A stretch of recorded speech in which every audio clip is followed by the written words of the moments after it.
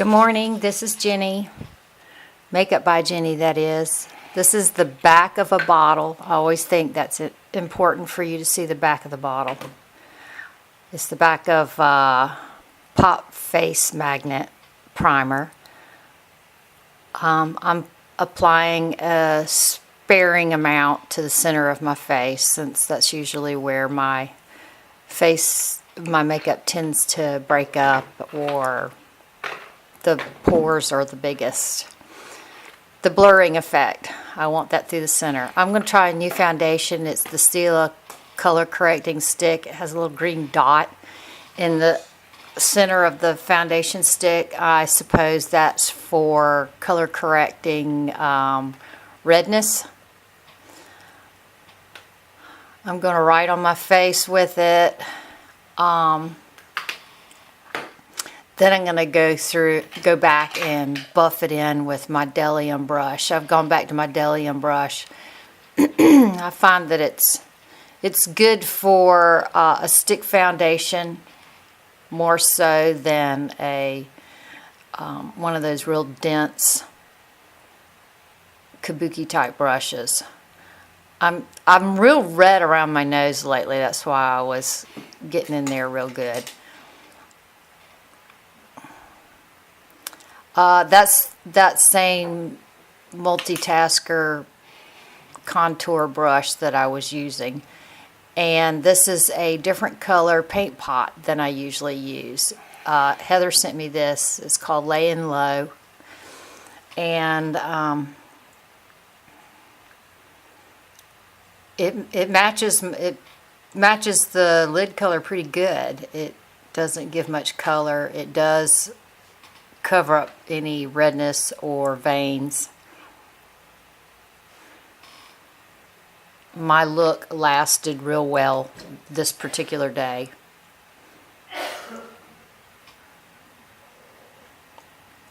I have that purple nail polish on again that I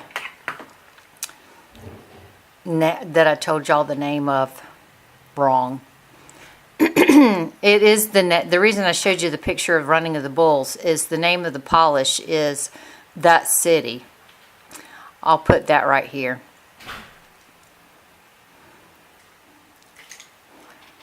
I took the paint pot underneath my eyes too, because I usually do color underneath. That's the tape. You see what it is. And that's the Matte Metal palette by Kat Von D. And I'm going to use Stone first. I'm going to concentrate it at the lash line and then fade it out up towards the crease. Thank you so much, Vicki, for this palette. I've gone back to it over and over again. It has even if my look isn't primarily from this palette, I find myself going back to it either for extra sparkle, or it has some good mattes that I enjoy adding to in combination with another palette. So I've buffed that color Stone from the lash line to the crease. Now I'm going to take Bone. No, that's Suede. That one's Suede. That is really a pretty color.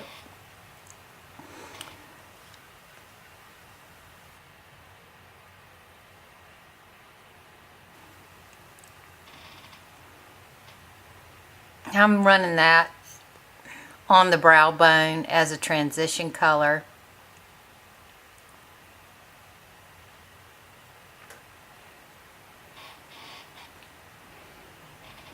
I'm trying to get that out. Moss. Moss is what I'm going to use next. It's ironical, putting moss on your stone. Evidently is not a rolling stone, correct? I'm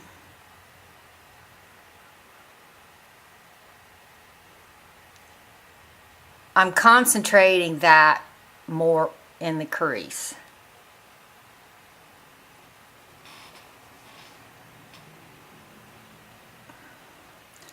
What I was saying is I was working on the outside corners, trying to get the outside corners in a shape that was pleasing, so I don't have to do so much work with my concealer to shape the outside.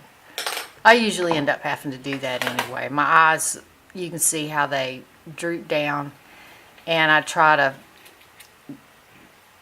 do a look. That's the Brow Gal by Tanya Crooks. Anyway, back to the corners of the eyes. I try to shape the shadow up some so that they don't look quite so downturned. I'm working on, I think I'm using mostly just the center color for this look. Because this is Posh Spice inspired, I may go back and get some of that dark one in this palette for sure to run through the tail of the brow. Even when I put brow product in my brows, I noticed that, see, I'm pointing to the center one. I am mostly using that. I notice even if I do enhance my brows with some color, the tails seem to get lost, especially in the videos. I'm turning the brush up vertically and flicking the brush up, trying to emulate some brow hairs, those that shoot straight up in the front. I was showing you that sparkly shadow in the Kat Von D palette. It's called Flash.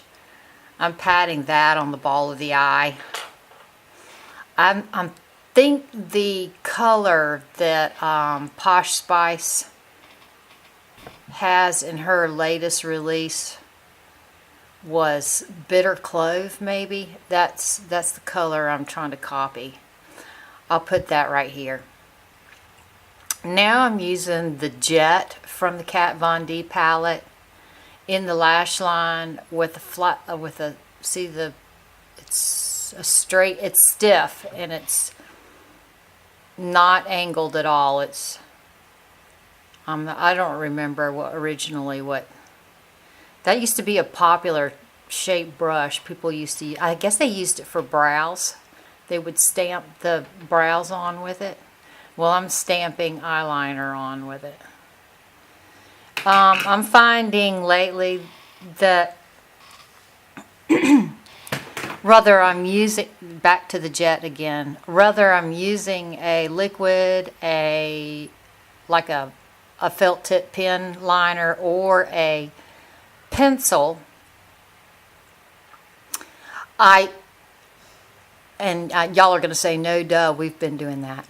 I do enjoy going back and perfecting the line with a black shadow, and if, you know, I've really messed up the liner completely, I pretend like I meant for it to be and diffuse it with a black shadow.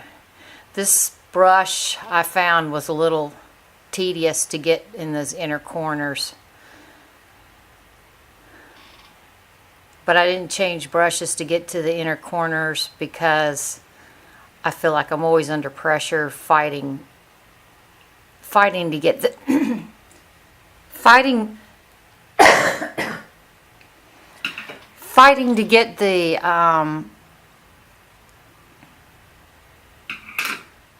video done before the camera overheats. Okay, I think I was showing, oh, I'm going to take the stone and run it underneath.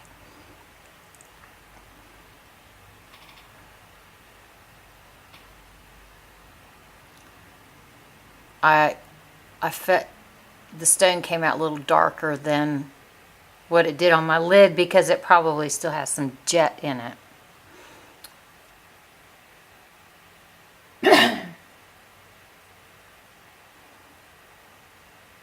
I was checking to see if y'all could see what I was doing.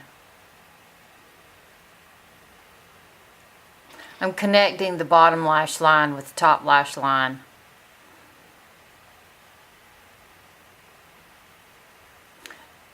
There is a look where you don't connect them. You know that. Y'all have seen it.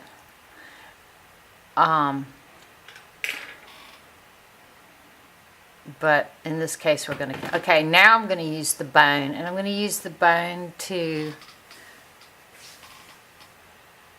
There's another highlight color in this palette too. It's called Linen, but it's white.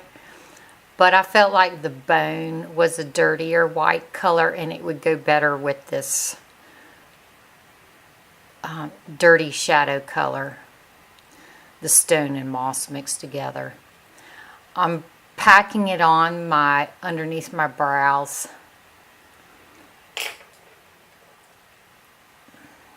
My Botox is wearing off, so my brows are a little lower. See how low they are? And you can see the squint lines between my brows. It's time to re-up that. And you can see where effort of pulling the corners of my brows up, I'm wrinkling. Anyway, that's why I was concentrating. So I went back and I reapplied the bone so reapplied the Suede so the bone wouldn't be so obvious. This is the Graphic Black by MAC. I'm applying it to my tight line. I want this to be an open eye look. I want you to be able to see what all's going on the lid, the gradient from the lash line up to the brow with the gold, the green, the Suede.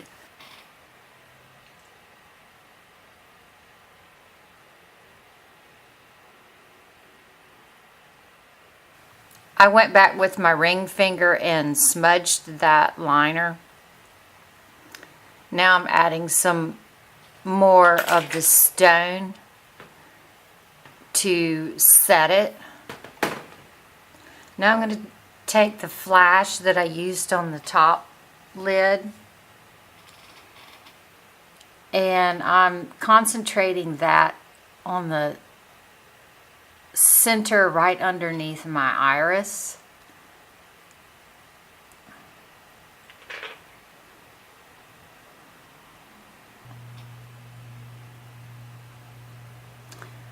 Now I'm applying a real bright glitz. Yeah, there it is, glitz. I applied the glitz to the inside corners. It's always okay. This is the micellar water by Lancome. I'm putting it on a muslin towel. I keep a stack of these by my vanity so that I can clean up along and along as I'm getting it. It's for my own personal use. I don't take these to my makeup gigs.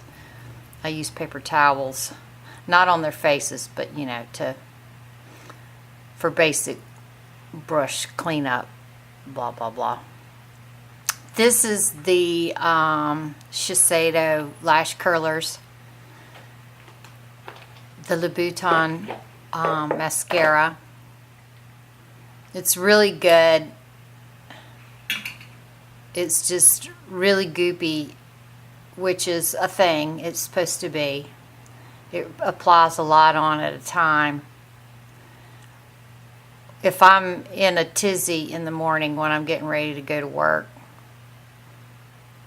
or Sunday morning when I'm in a rush to get ready and Pat's standing in the kitchen jingling the car keys, I do not pull this mascara out.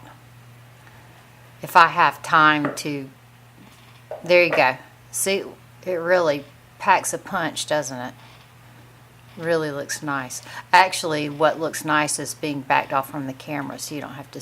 I'm pointing to a hole in my brow that I wanted to perfect. So I'm going to pull out the Tanya Crooks again, and that's a nice, really nice tool that that Heather sent with it. I think, I'm pretty sure it, I'm pretty sure it goes with the kit. This is the Maybelline Instant Age Rewind that I use every time. I am one of those who avoids using drugstore anything because when I was a teenager I couldn't afford really nice stuff. When I first started wearing makeup, I couldn't afford really nice stuff, and so I had to use drugstore. So now that I can afford department store, I buy department store or higher end. With that said, Maybelline Instant Age Rewind is one of my absolute favorite products. I would not be without it. I put it over my brows to just the standard highlighting areas. My chin, the tip of my nose, between my eyes, under my eyes, and above my brows. Okay, that was my thinking shake.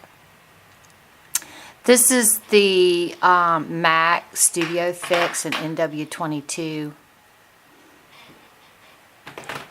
I'm using my Sonia Kashuk brush, and I'm going to apply that generously all over my face. I'm putting it on in a patting motion. Well, I thought I was.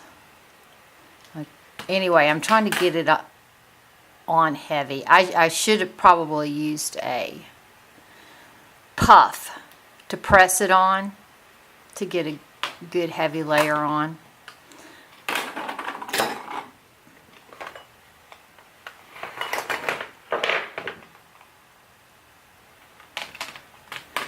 Okay, here's another example of a drugstore type brand,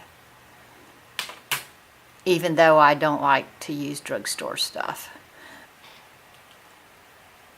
Just because I'm just never happy, you know, when I see a video and they say, oh, this is the dupe, it's fabulous, it's just as good. I never like it. I'm always underwhelmed. But this is another example of a lower end product that I wouldn't be without. I love the color. I love the way it's really easy to apply. And I contoured my nose like I always do. This is something new. I don't usually do this. But the video I watched in the fro, she was putting that on her bottom lip. Maybe either she was or another real young girl I was watching does that. I've seen it before, but it just reminded me of an extra place where you can put product. More is more, right? Okay, I'm taking my brush, my powder brush that I used previously, and going back and making sure that there's no places where that blush, that bronzer was clinging too thick. Alright, that's my mop brush from Hobby Lobby, and my another example of an inexpensive. That was because the Beauty Vault uses art brushes instead of makeup brushes, and I was giving that a go, and this turned out to be a good find. Anyway, that's the Tom Ford Ravish. I'm applying that to the apples of my cheeks. I'm going in there gingerly with it because it is really has a lot of pigment, and you can go to the bad place really quick with that.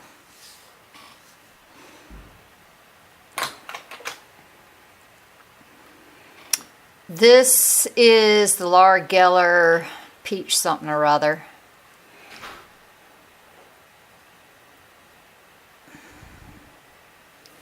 Peach Glow. This is not the one I was talking about. Heather says she's going to send me one of those that I was talking about. It's called like Diamond Dust or something. But this one's very pretty. I felt like the peach highlight would be appropriate to go with the colors in this look. I like to apply it up there where your crow's feet would be. I obviously don't have crow's feet. It's because I'm paralyzed in that area of my face on purpose. Self-induced paralyzed. That is the highlighter, the White Frost from the NYX palette.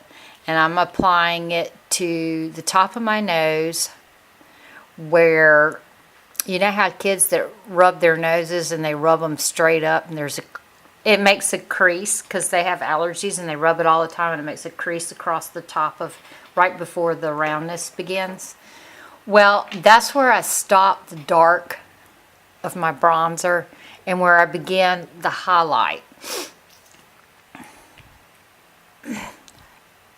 In an effort to give myself a Tinkerbell nose. This is the Clinicians Lip Enhancer. The rep came by and gave us all a sample in the office, and he was hoping our office would sell it. I like to rub it in with my finger. It's got a little tingliness to it. And I massaged it into my lips, and I feel like it works even. It adds to the effect by massaging it in.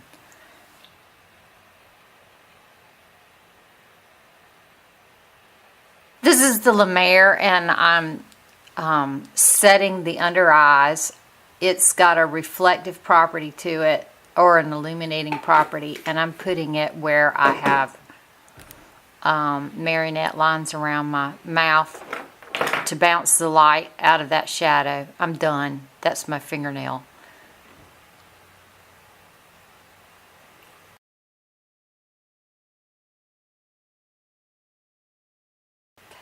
I hope you enjoyed this.